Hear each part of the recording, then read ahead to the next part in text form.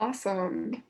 Hey everyone, my name is Sam. My pronouns are they, them, theirs, and I am the Member Experience Manager at Advent Coworking.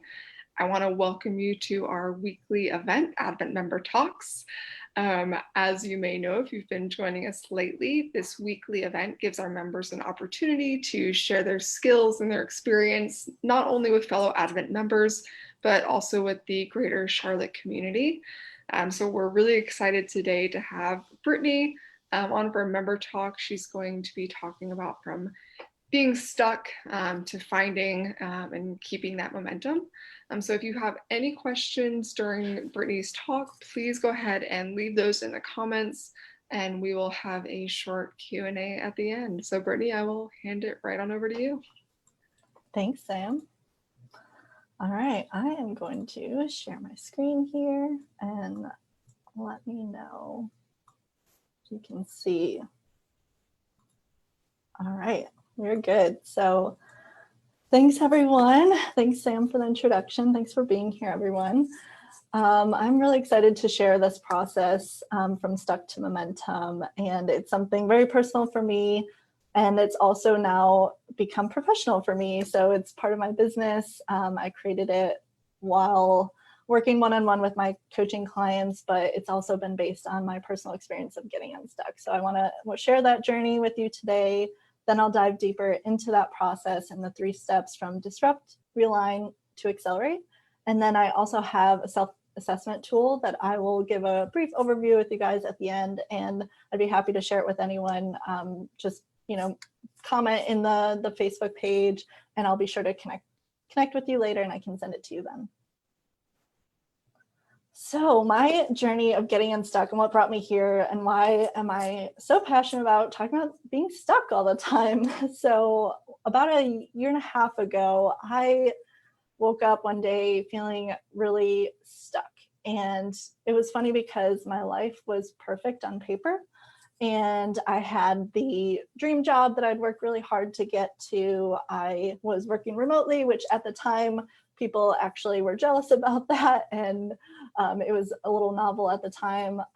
And I had a great relationship with my friends, my family. I had hobbies, all these fun things going on, but it still felt like there was something really missing. And it felt like I was really like going through the boxes of like checking the boxes of what a good life was, and it wasn't that fulfilling for me. Like it felt like I was just going through the motions and doing all these things for other people and what other people had expected of me.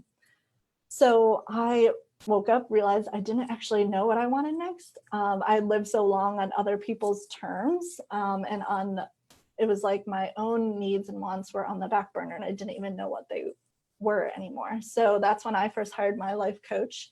And I realized I needed that safe place to kind of talk through and work through what my wants and needs are and what were those kind of mindset shifts that I needed to take place to identify what was really getting in my way, how was I getting in my own way.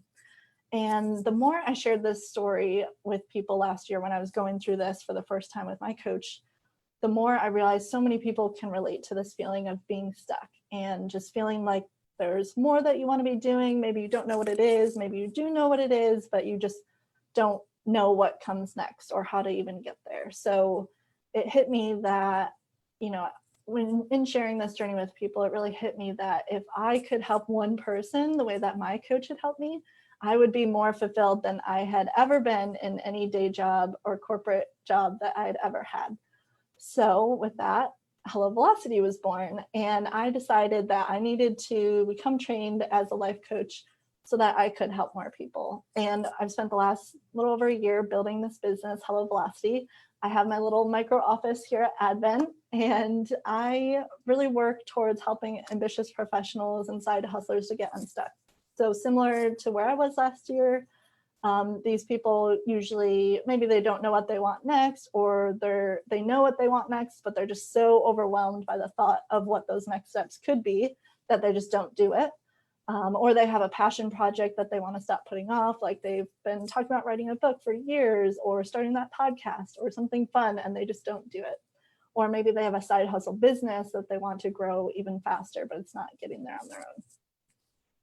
So that's a little bit more about me and why I'm so passionate about this. Obviously, I could talk about this all day. But before I get into my process of getting unstuck, I want to first have everyone take a quick second, kind of check in with them based on what I've shared so far, and think about an area where you might be stuck right now. It can be, I know I've given some big examples, but it could be something really small too. So it could be anything, obviously, from business, life, relationship, maybe your finances, could be something as small as like doing your laundry. So just take a second real quick and think about what's coming up for you. All right, now I will dig into the juicy stuff. My stuck to momentum process. Like I shared earlier, this I created based on my own experience of working with my coach and all the steps that I went through, and all the things that I'd learned and all the new tools I worked on along the way. And then I've also since tweaked it quite a bit after working with one-on-one clients and working with people that were in other areas of being stuck and what they needed to learn and what tools they needed that I built along the way to get them to their momentum. So essentially, this also is the basis for my new group program, which is an 8-week-long program. So this is basically 8 weeks of material jam-packed into about 20 minutes. So hang on, we are going to be flying through some of this. But obviously, like Sam mentioned, feel free to drop in some questions. We can jump in throughout the way, or I can talk to people afterwards as well. So the real basis of this process, before I get too far into this, is that there's usually something more that we're striving for, and we're going to need to push ourselves outside of our comfort zone in order to get there. So our comfort zone is really that place, obviously, that's really comfortable. It's really safe. It's where everything is easy and predictable, and it's how we get into that hamster wheel life that people talk about, where you're just kind of going through the motions. You have that hustle, just go, and you're not really stopping and thinking about what you're doing. So when you're at this point in your life, this pivot where you're trying to do more, you want more, and you're getting stuck, it's usually because you're stuck in that comfort zone, which is totally normal. We all do it all the time. I get stuck all the time, continually, and I just use my original journey of being unstuck as a way to introduce myself. But I do want to normalize, we all get stuck all the time. And we all need support along the way in order to continue momentum and get unstuck. So this first step here is disrupt. And why do we need to disrupt? Well, clearly something isn't working. Like I said, you're, a specific example would be maybe stuck growing your business. Maybe you're stuck in a corporate job that you used to love and now you don't even like going in anymore. But before we can really figure out the what and the how, like, what do I want next and how am I going to get there? We need to get really clear about what's going on to begin with, sort of like taking an inventory on what's working, what's not working. Otherwise, it's like you're just sweeping all that dirt under the rug and pretending like it's not there, pretending everything's fine, operating on top of it, but you're not actually cleaning, to use that metaphor. You're just hiding, pretending everything's fine, and not cleaning out the cobwebs and things like that. So the steps that I walk through people within this first step of disrupting is, the first question is, what's missing from your life? So typically when we're stuck in one area of your life, it means we're missing something in at least one other area as well. And again, in order to move outside that comfort zone, we need to have a strong foundation within ourselves and know exactly what's going on, what's missing, where are we investing in ourselves, and we need to continually invest in ourselves first before we can continue to expand and transform and do all these amazing things that we want to be doing in our life. So this is where my self-evaluation tool comes in that I'll share at the end. It's just a couple questions and places that I came up with for people to look on what are those like 7 foundational things that we all should be thinking about on a day-to-day basis that we're trying to, again, fuel ourselves, like the idea of filling your cup before you can pour into anyone else's cup. You need to really maintain that foundation across these all different areas of our lives. So I will share that worksheet at the end if we have time. And it highlights different areas, including like your relationship to yourself, your work or your business, play, which I know is a fun one to put on there and unexpected for most people, and finances and relationships, things like that. So those are all places to look. And again, I'll share that later. The next question within this disrupt stage is what's getting in the way? This one's really fun. So I like to call these our saboteurs or our automatic behaviors. So when we're operating in our comfort zone, again, it's like we have our saboteurs or this automatic way of being that we've been doing our whole lives probably, and it's so automatic that we don't even think about it anymore. We literally just do it and don't even realize the impact it's having. So we can, working with me or a coach, you can figure out what these behaviors are and begin to shift that mentality. One example for me is perfectionism. So I spent my whole life spending so much energy doing exactly what I thought I was expected of me, as a student, straight A student, or just as even an employee, like having so much guilt around if I ever wanted to take a day off, or, all the little things like that, and always performing for other people, hence the story earlier that I had lost what my wants and needs were by the end. Another example of an automatic behavior is the analysis paralysis, which I'm sure is super common. I know I talk with a lot of people that do this as well, where you go through all the different scenarios in your head from best case to worst case scenario, and you have to research the hell out of something, and then you do everything but actually make that decision or do that next step or whatever it is, the thing that you want to do. You're too busy spending all this time and energy researching something before you actually do the thing. So the last thing to think about here is how will you interrupt your saboteurs? So obviously the first step we just talked about before was getting to know them and understanding what these behaviors are, but we need to practice interrupting them in all areas of our lives in order to truly shift this mindset. So the other fun part about this is that what we do one place, we probably do everywhere. So again, the analysis paralysis example, going back to that. Maybe you feel stuck growing your business and you find yourself researching the hell out of maybe different software programs to help. And then you start researching different virtual assistant companies to help. Then you don't know which path to take, so you just don't do anything. And then you go home that night and you want to order takeout. And then you spend an hour reading reviews of different restaurants, and then you make a frozen pizza. So we all do this in all different areas of your life. That's just one silly, but I'm sure rings true for many people example. And spending some time with it and really learning what those are and seeing where they come up in all the different areas of your life will help you interrupt it. So it's not just one thing that you can, flip a light switch and they're gone forever. And you don't want it to be like that either, because they were built and they're modeled in your brain to help keep you safe. So in some circumstances, they are actually helpful. So we don't want to completely get rid of them. We just need to be more mindful when they pop up, when they are more likely to pop up, and begin to increase that time between the stressor, whatever it is that's bringing it up, and our reaction.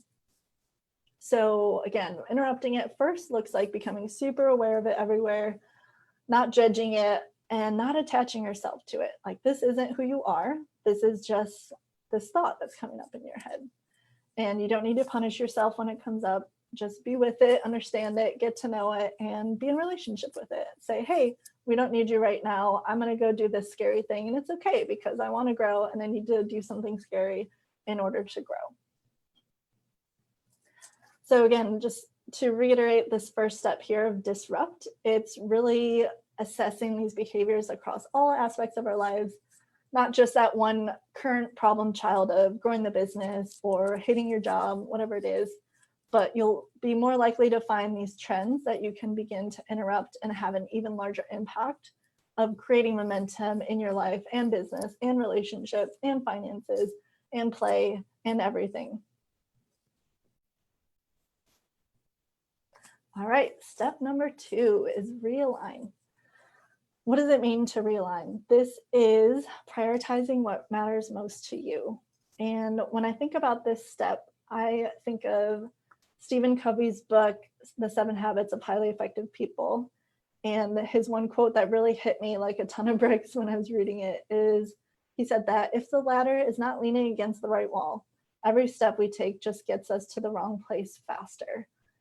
And I think this just rings true for so many people, especially when people are feeling stuck, because we think we're doing all the things and we're researching it and we're asking all these people about it, but we're not actually even going in the right direction. We're just getting distracted by all these other shiny objects, or we're so focused on what we're doing in the day-to-day that we're not even looking at where we're going. So this is one of my favorite steps, although I'll probably say that about everything. Everything is my favorite. And in this step here with the realign, our first question to really think about and reflect on is, what is your North Star?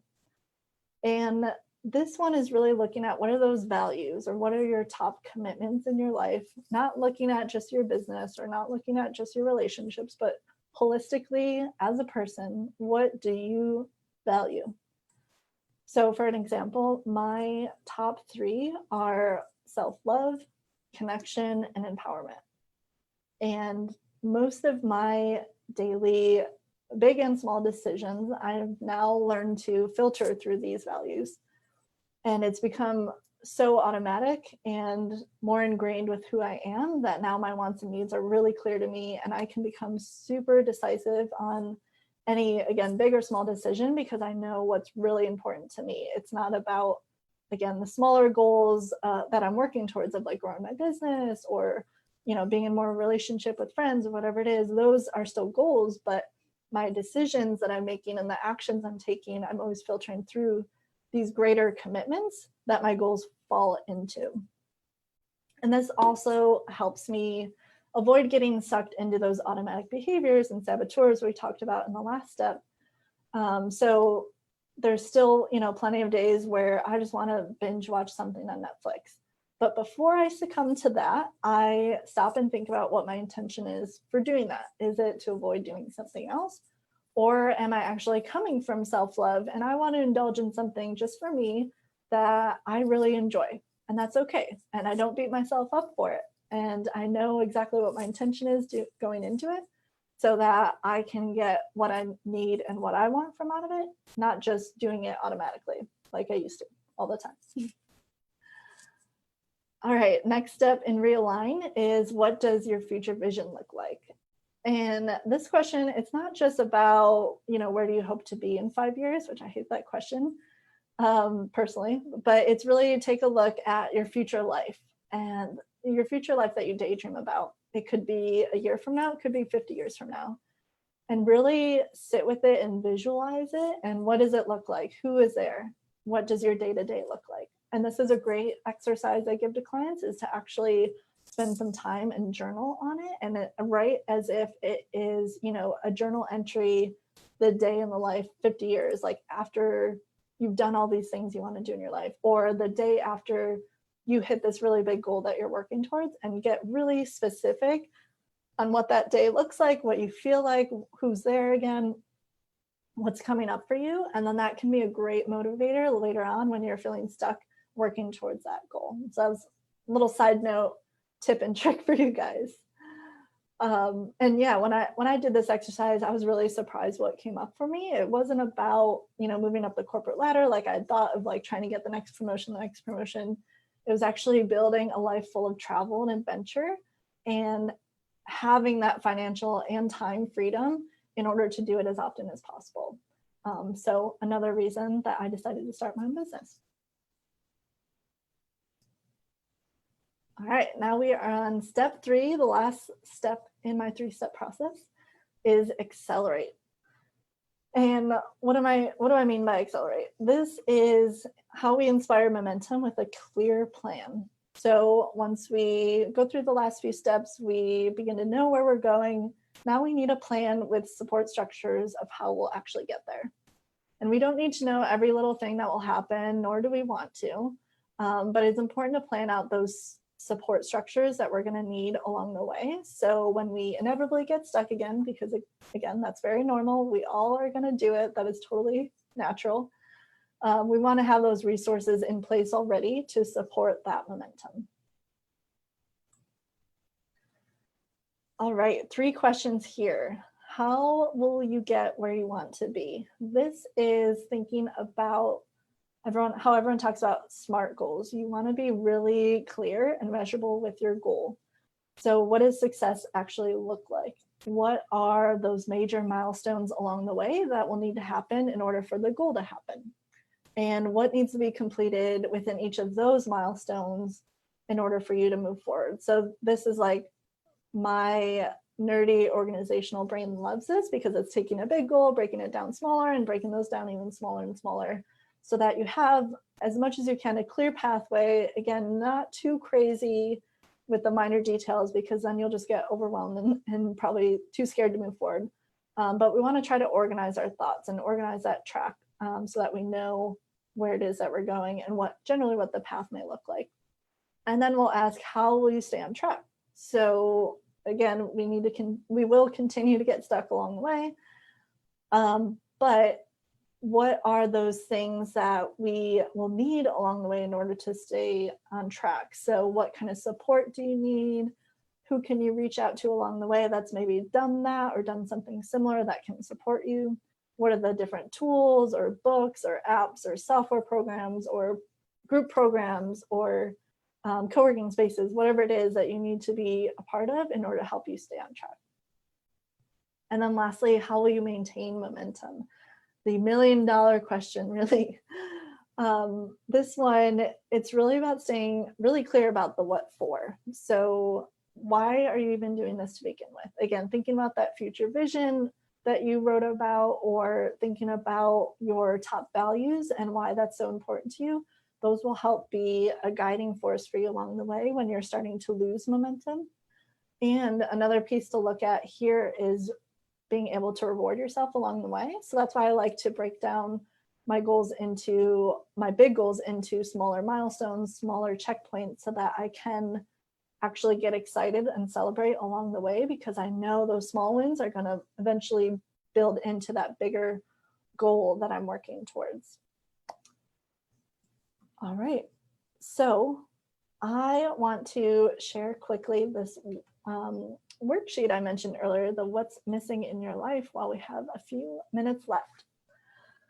So if you guys can see this spreadsheet here, again, it's just a high level tracker that I made that covers several areas of life and has a couple questions for you to score yourself from 1 to 10 to get an average of each area, to see, what is actually missing in your life. Like, what are the couple areas that maybe could use some more time and investment in order to build that foundation for you, in order to move towards your next goals and have those bigger transformations that you're looking for. So the areas I have here, again, are well-being, a relationship to self, work and business, relationships, finances, spirituality, values, and play. And they will automatically average them out. And then there are a couple reflection questions on the next tab as well, to kind of sit on and think about, what does this actually mean? What are you surprised about? What do you think is missing in your life right now? All right, on that note, that is everything I had. Awesome. Thank you so much, Brittany. I know you have a course coming up that goes into a lot more details on all of this. So we have some questions. I want to give folks on Facebook a minute just to catch up in this delay. Do you want to real quick give a little pitch for your upcoming course? Yeah, so like I mentioned earlier, these 3 steps are the basis for my new group program. It is starting in October, and enrollment is open now through the 30th of September. And I'm just looking for a few people. We're going to have a small intimate group where we can go through, essentially each of these questions is a theme for a week. So there's 8 questions, 8 weeks. I have different tools like this one I just showed you, and we'll meet once a week, and I'll coach people through whatever they're stuck on. We'll go through some training, some worksheets, and just have that group community that I feel like we all need right now, and especially when we're feeling stuck. We absolutely all need that, especially right now more than ever. So first, we have Amy on here, Amy Williams, and she said that her North Star is meeting you in person for tea again. So future meeting plans to look forward. Oh, thanks, Amy. I can't wait. And she also said that she really likes your idea of being specific and breaking things down. So, let's see, we have a few questions. What are some tools to discover your North Star / future vision? Ooh, that's a good one.